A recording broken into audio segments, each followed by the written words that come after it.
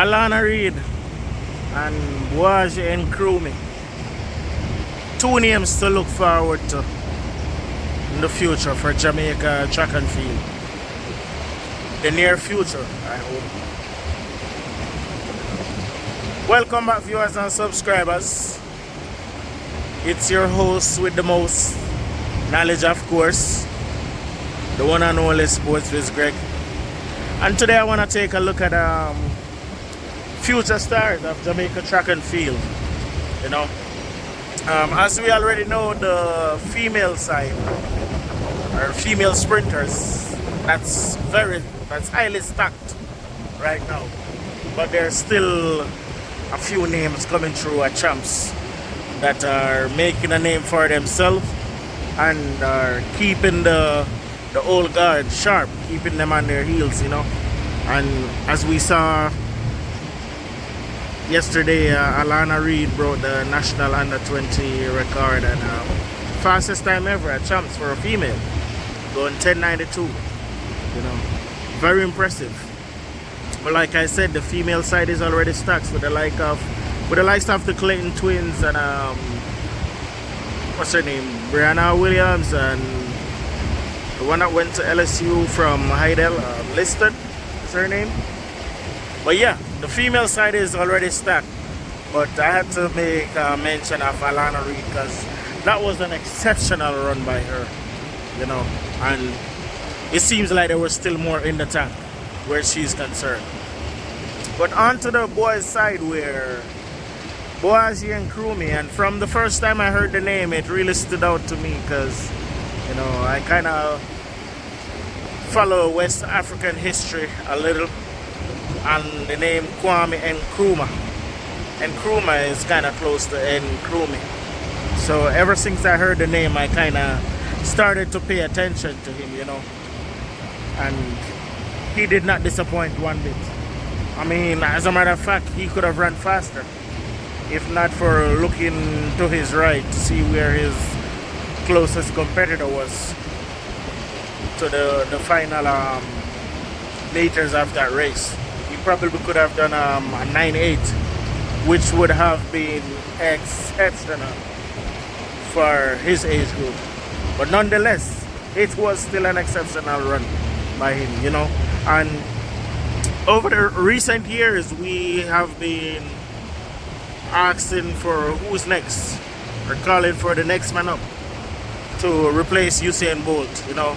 Last year we got a dose of what Oblique Civil will be able to do, what he might have in the tank, you know, and he has been pretty impressive. But Nkrumah has given us even more hope. You know, I can go back as far as early 90s, you know, after Bertland Cameron.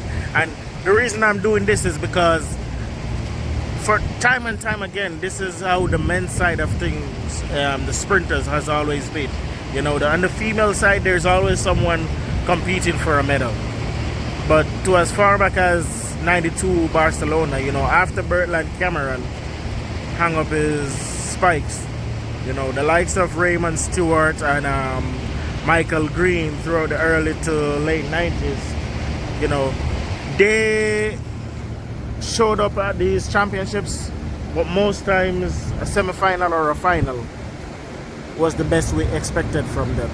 And not that they weren't doing their best, but, you know, compared to the powerhouses in track and field at the time, their best was just not good enough.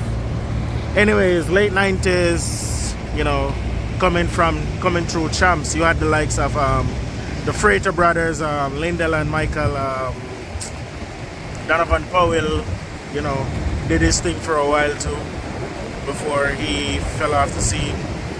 Then you had Asafa in the early 2000s. Asafa and Bolt gave us life again, you know, and they did their thing for, I would say, almost 2 decades. You know, almost 2 decades they did their thing for. And then we started asking, who's the next up again? Who's the next one up?